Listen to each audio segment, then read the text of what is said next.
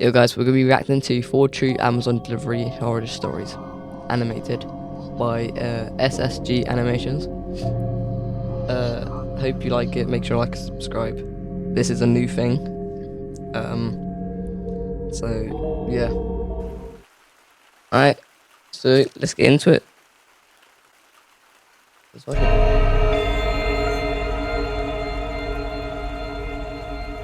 The first day I met Luke, I noticed he was different from the other employees. I don't know how to explain it without sounding strange, but there was something about the way he moved as if he didn't quite fit in at the factory.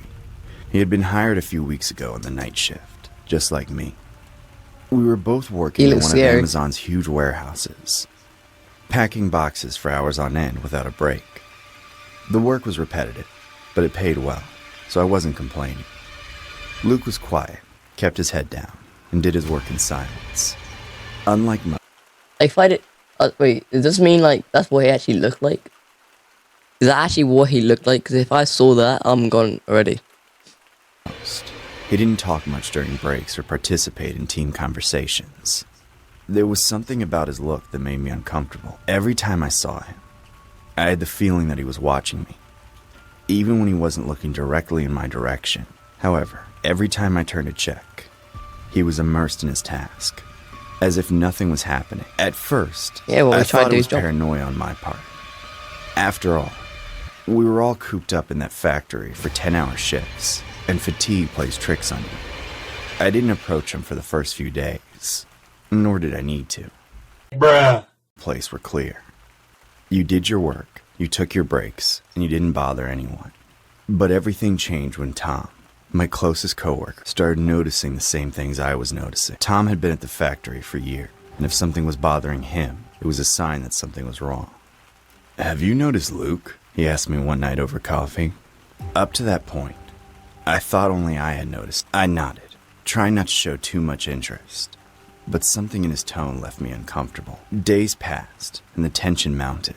Luke was still behaving strangely, but now it seemed more obvious. I noticed that he was staying longer than necessary after his shift, hanging around the hallway. Worst of all, little by little, it felt like it was becoming more personal. It wasn't just that he was in the factory more than he should be. It was that he was starting to show up in the places where I was. In the locker room. There's smoke, guys. There's smoke. In the cafeteria, and even in the bathroom. Always on the sideline, but there, watching.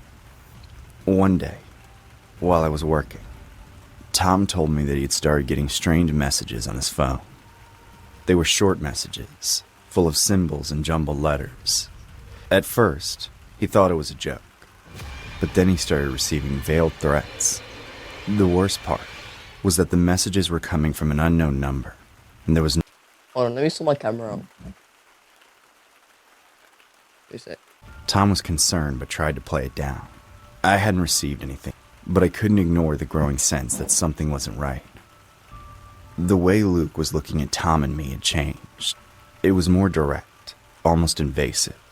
One night, as we were leaving shift, Tom told me that Luke had followed him to his car.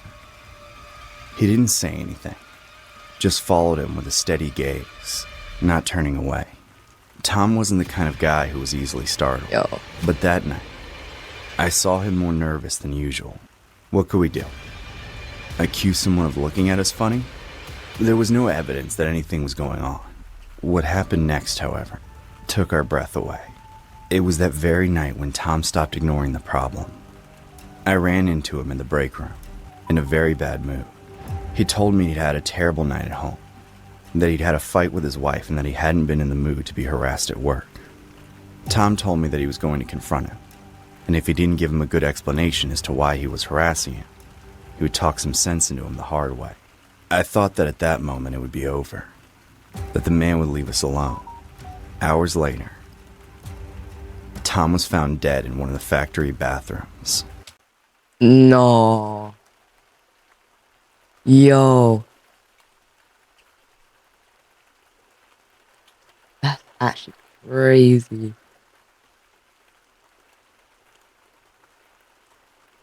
I wonder who killed him, guys. There was no sign of struggle, no blood, nothing to indicate that he had suffered an attack. It You must have looked got as if tricked he then. had simply dropped dead suddenly. Cardiac arrest, they said. Everyone began to theorize Poison? different things, but they all wondered what could have frightened or intimidated him enough to make him so nervous as to have a heart attack.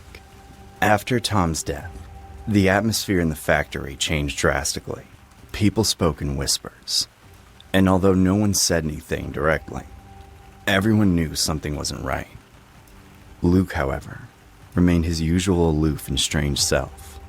When Tom died, Luke disappeared for a week. What's that on his shirt? Is that blood?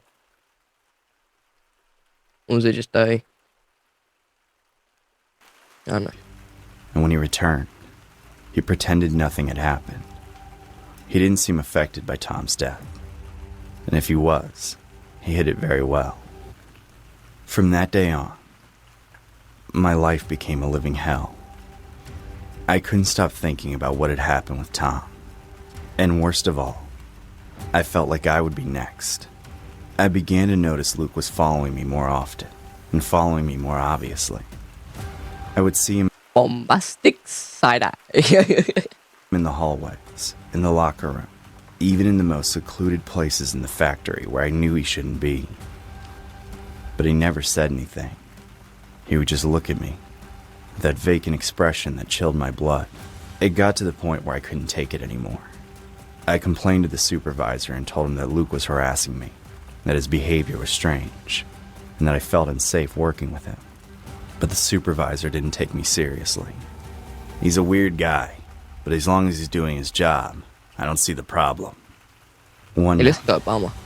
after my shift ended, I stayed longer at the factory, trying to avoid the moment when I would have to cross paths with Luke in the parking lot. When I finally came out, I saw him. He was standing in the distance, looking in my direction. I felt a knot in my stomach, but I tried to ignore it. I walked quickly to And my if he is car, looking, he's looking the other way. but when I was halfway there, I heard hurried footsteps behind me. I turned just in time to see Luke running toward me. I didn't have time to react. In a matter of seconds, he was on me, hitting me with brutal force. He threw me to the ground, and before I could get up, he kicked me in the ribs, knocking the wind out of me. The only thing I remember clearly is this Bro, knock that guy out. Just knock him out. They just sat there trying to get away when you can just easily just punch him in the face. He looks old. face.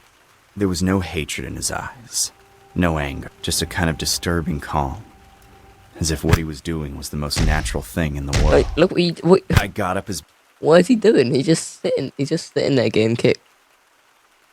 Personally, if it was me, I would have got up and like punched him. You know. best I could and You've got tried to different- defend myself, but it was useless. Luke was stronger than he looked. He grabbed me by the neck and threw me against one of the cars in the parking. I felt the impact throughout my body, but fear kept me Ouch. alert. I staggered to my feet, and that's when he spoke for the first time. He said only one thing, in a tone so cold it chilled me to the bone. You shouldn't have laughed. Those words stuck in That's what someone needs to brush their teeth. my head. Suddenly, it all made sense. I remembered a day, He does though. early in his Really? arrival. Tom and I had laughed at Luke for doing a procedure wrong on his first day. Had he really harassed us and Oh, that's your killed fault. Tom just for laughing? That's all Suddenly, your fault. the man took off his shirt. His body was covered in tattoos, but they weren't just any tattoos. They were satanic tattoos. Pagan and satanic symbols all over his body. I fell to the ground in fear. This man was terrifying. This was the last thing your friend saw before he died. He overreacted a little bit, but I admit he got very nervous when I told him I was going after his family. I barely had time to process what was happening when he punched me in the stomach. So much so that I fell backward and almost lost consciousness. Run. But I fell.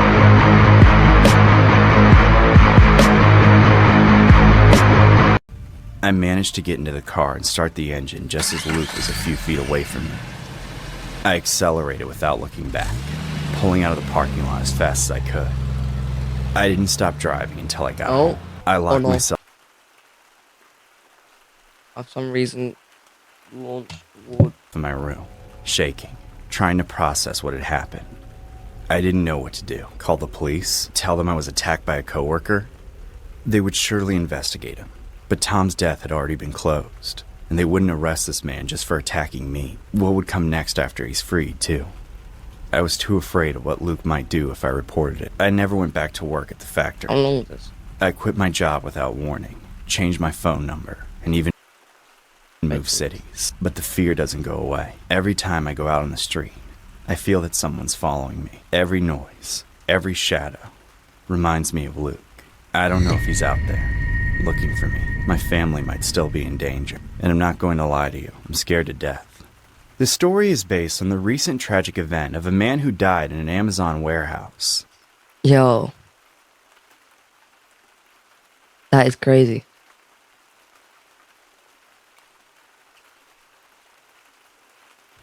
The man was found dead in the bathroom, victim of cardiac arrest. The circumstances of the death are still a mystery.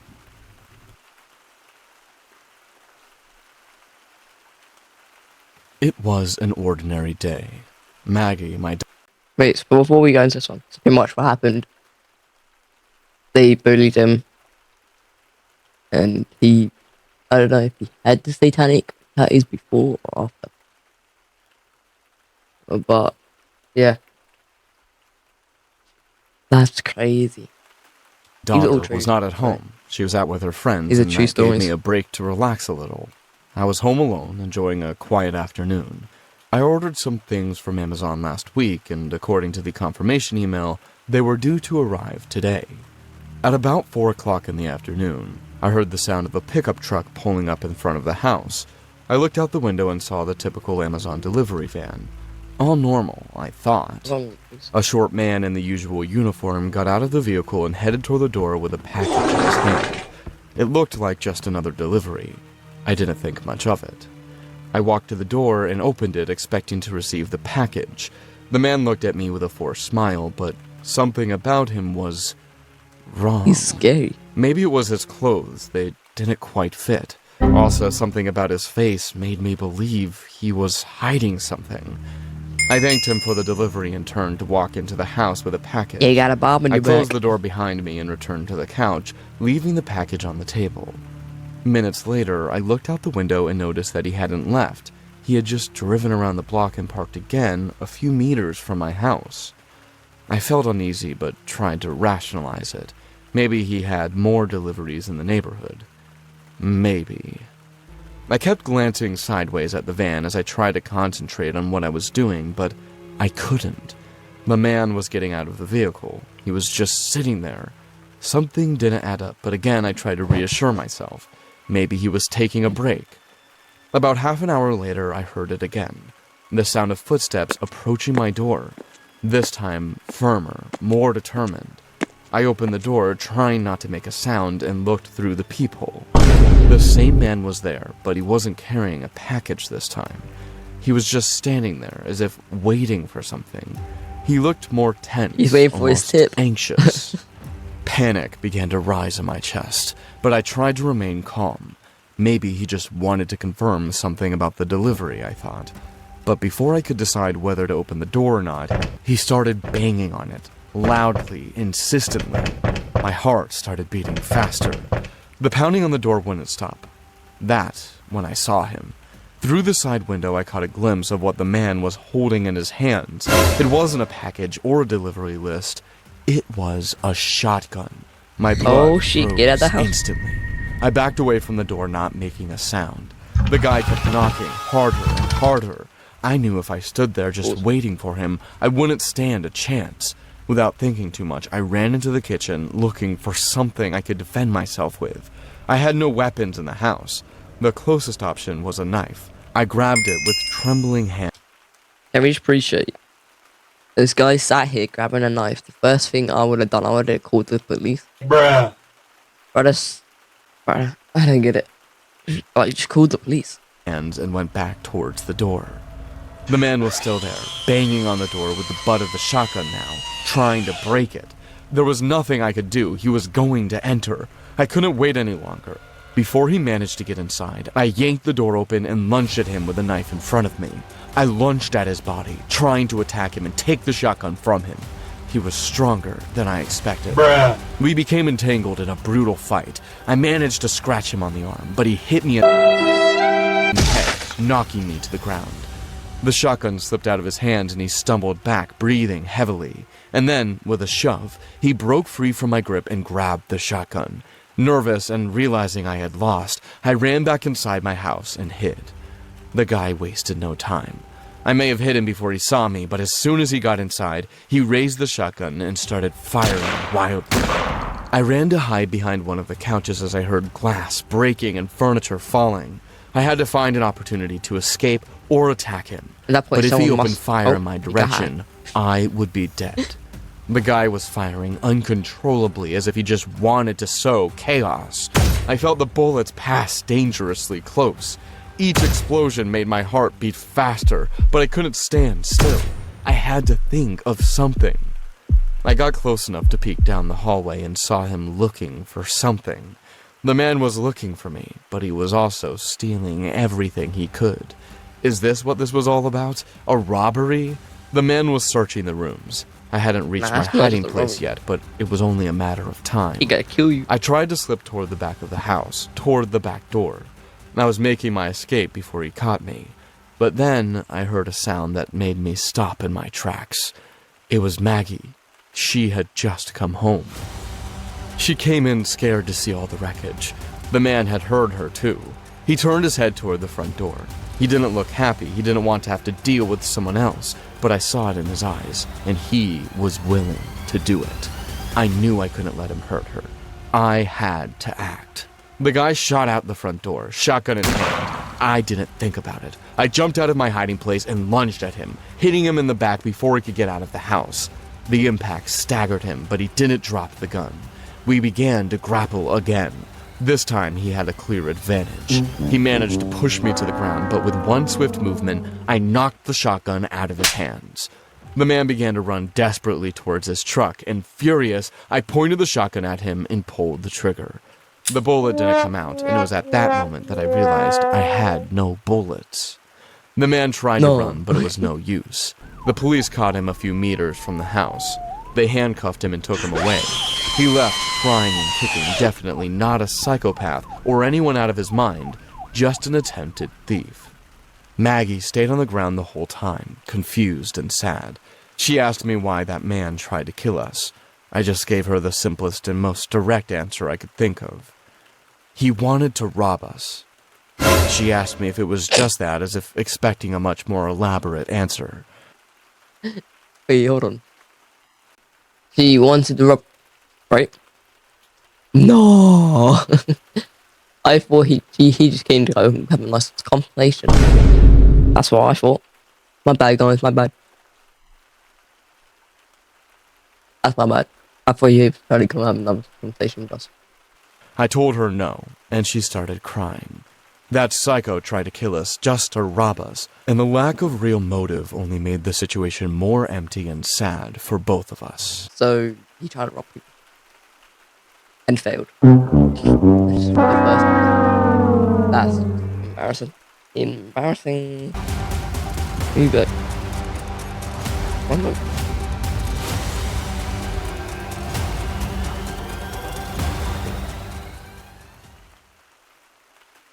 Whenever everyone asks me about my days as an Amazon driver, I always told them the same thing.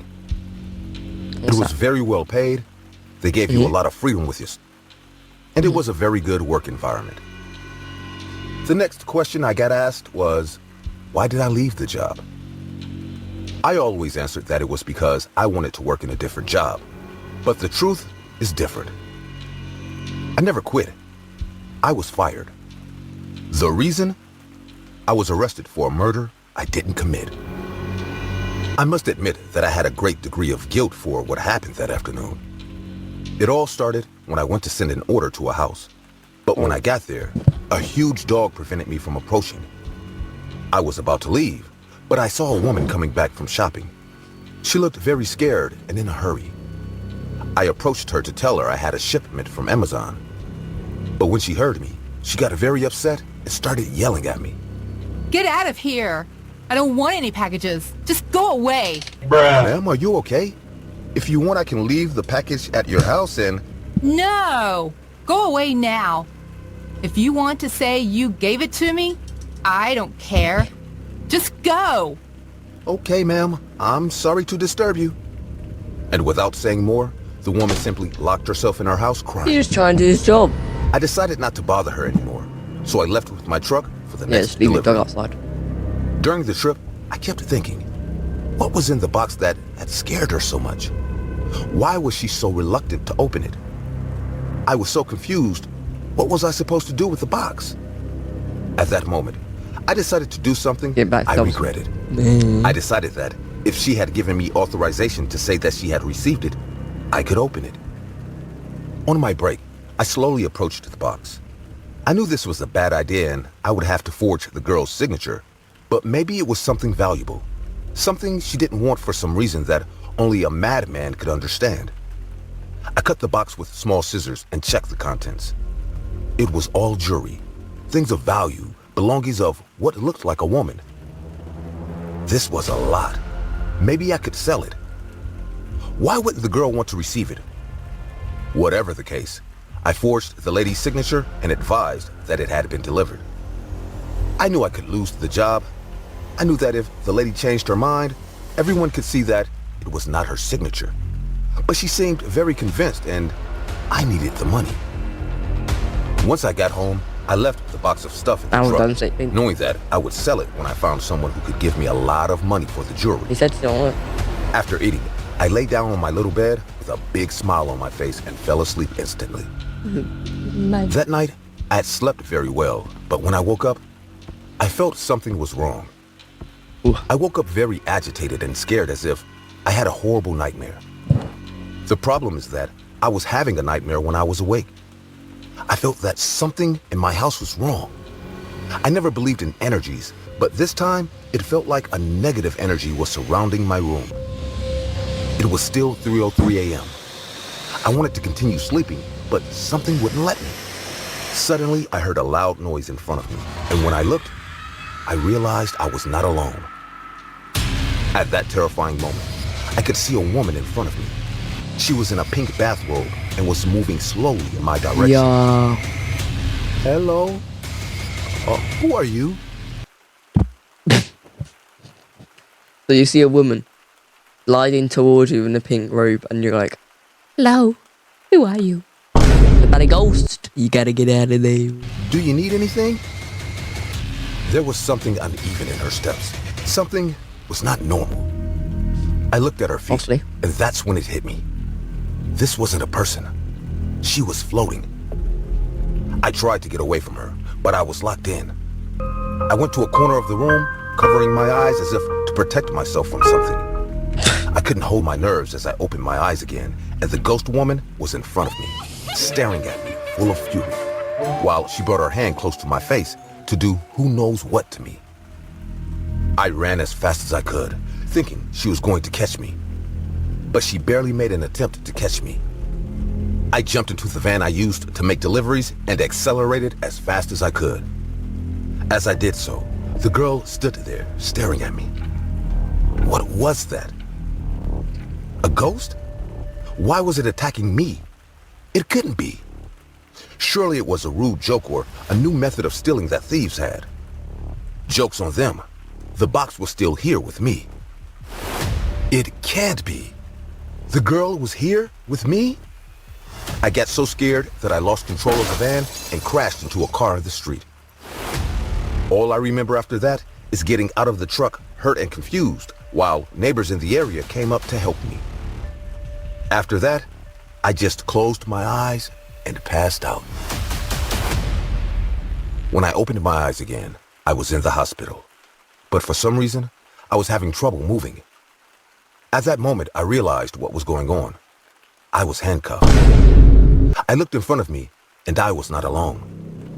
The woman in the gown was in front of me, walking slowly towards me.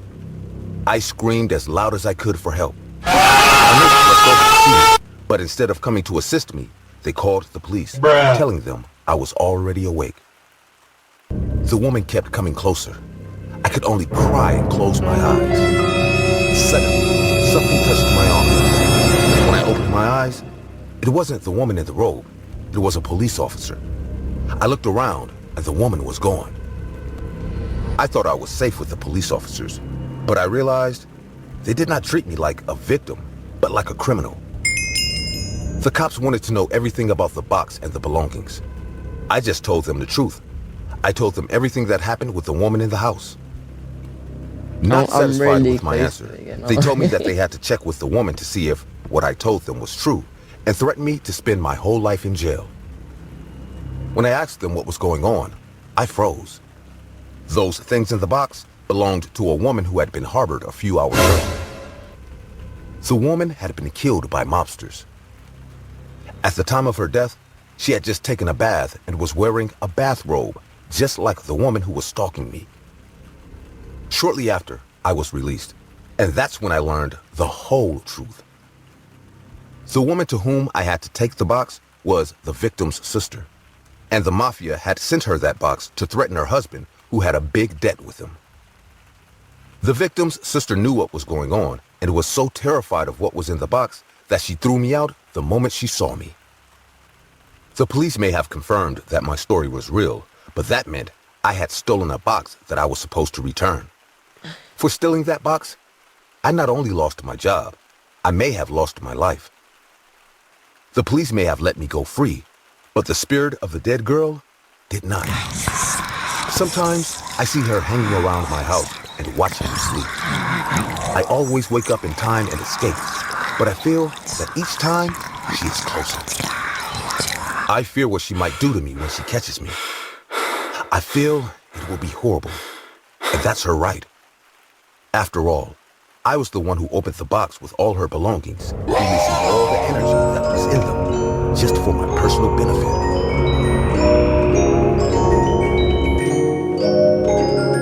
That's great. Oh.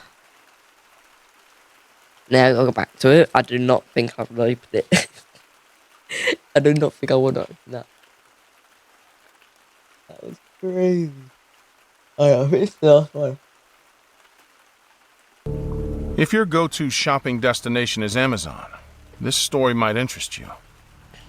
I'm Zach.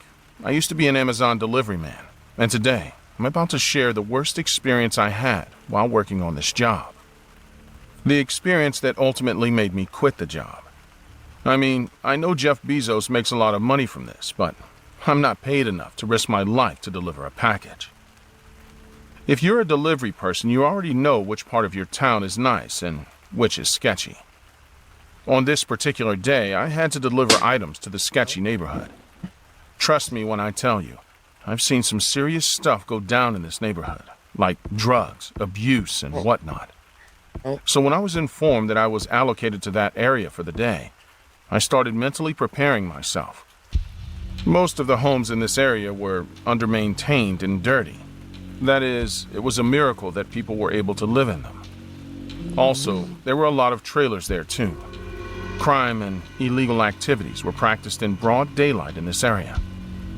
The last time I was there, a bunch of guys in their early 20s tried to steal the packages from my van and beat me. I narrowly escaped them and drove away from there, without delivering most of the packages. I always knew this job was never worth more than my life. That day, however, my plan was simple. Complete the drop-off as fast as I can and get the hell out of there. Bruh. Plus, to my surprise, I only had 7 deliveries to make, which was surprisingly less. I reached the neighborhood and drove my van to the first address, which was a rundown home with its porch and roof in extreme need of repair. I knew the woman who lived there. She was a drug addict and was a hoarder. So, no wonder she had ordered another item from Amazon. I quickly rang her doorbell and dropped the box at her doorstep. The moment she opened the door, I left for my van. The next couple of deliveries were smooth and quick. I only had 3 packages left with me. The third to last package was to be delivered to a trailer converted into a home. The minute I rang the doorbell, a shrill cry could be heard from the inside. A baby had started to cry in this home. Suddenly, a very thin and distressed woman opened the door, and before I could hand her the package, She yelled at me for ringing the bell. Trust me, I've had my fair share of dealing with rude people on this job. So instead of arguing, I just apologized, handed her the package, and left. The moment I read the second to last address on the list, I was a bit shocked, because I thought this home was abandoned and that no one lived there. It was the biggest home in the neighborhood, towering over all the others. It was so run down that it almost looked like one of those haunted houses from the horror movies. Nevertheless, I drove up to the address and took the big box-shaped package along with me to the doorstep of the house. Firstly, there was no bell, so I placed the heavy box on the porch and knocked on the door. No one answered. Now, I could leave this package on the porch if it weren't a cash-on delivery, which meant I had to get a hold of someone living in the house. I knocked twice and then realized that the front door wasn't locked. I know this is very unusual for delivery people to just go into a house, but I stepped inside anyway. The house was indeed abandoned. It was covered in dust and cobwebs. Old furniture was left there to rot. The deeper I walked into the house, the spookier it got. Finally, I decided to call out and see if anyone was in the house. Hello? Is anyone there? I'm here to deliver a parcel from Amazon. Pin dropped silence. No one answered from the house. Hello? Is anyone at home? I tried again, but to no avail. No one replied.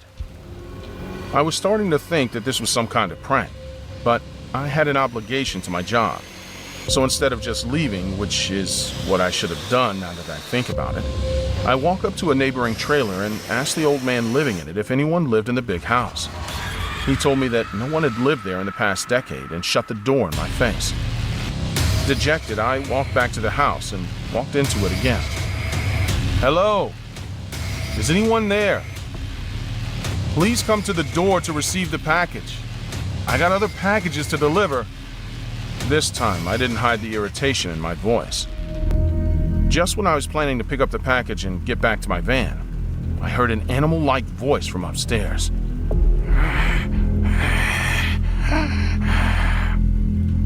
Now, I knew that the stairs in such an old and neglected house wouldn't be in great condition, but I still went up them. The upper floor was much darker with hardly any light coming through the dirt-covered windows. I'm gonna say this again. You are a stupid. If I heard that noise, I'm gone. I'm gone. I'm taking the package. No, I'm not even gonna take that. I'm leaving the package and running. From a room at the end of the I'll hallway, leave my job. I heard the animalistic voice again. It almost felt like it was a character from a horror movie. Hello? Anyone there? Again, no reply. But this time, the animal-like grunts intensified.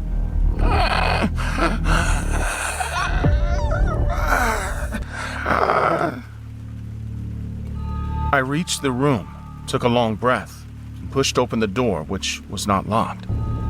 This room was pitch black, and it took my eyes some time to see what... Wait. Is that someone behind him? Yeah. was not locked. This room was pitch black, and it took my eyes some time to see what was inside the room. In the farthest corner of the dark room, there was a very skinny woman, sitting. She had her back to the room and was facing the wall.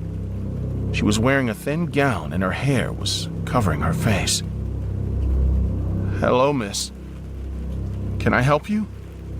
I asked. The woman just rocked back and forth like a little kid. No response to my question, she just grunted.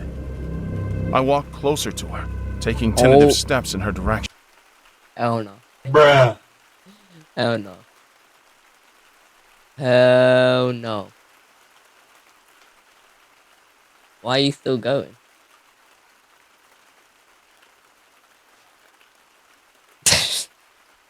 Alright, I'm done. The moment I was close enough to touch her, I placed my hand on her shoulder. I don't know what happened next because it happened so quickly. The woman snapped. She stood and attacked me. grunting and screaming. I stumbled back a few steps and then finally fell on something that felt like a table. Glass shattered beside me, and the things on the table fell around me. I somehow managed to get back on my feet. The woman was still trying to run towards me, but something was holding her back. When I looked closer, I saw she was chained to the wall, which meant she could only walk a few feet anywhere in the room. Her face was the scariest thing I had ever seen. It was so thin and pale and sunken that she almost looked like a corpse. Her eyes, however, were red, and her mouth was foaming. Her matted hair stuck to her face and body. My first instinct was to run away, but I whipped out my cell phone and looked around the dark room with a flashlight. To my utter surprise, it was some kind of science lab with various equipment. The most horrible part wasn't the chained woman, but the fact that there was a dog caged in one corner and a bowl of water and rice in there. Whatever was happening in that room seemed straight out of a horror movie. I ran back downstairs and found the package missing. Instead of trying to find it, I just went to my van and drove off. Given the fact that I had lost one package and not delivered the other, I knew I would be fired, so I quit my job that day as an Amazon delivery driver. Now that I look back at it, I think that place was used as some kind of drug experimentation lab. They were experimenting with drugs on humans.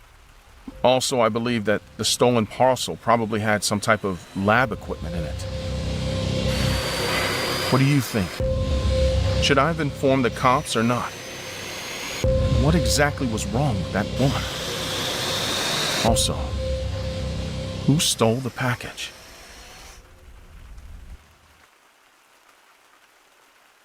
Yo. Hold on. Yo, that's crazy. But I would have got the police.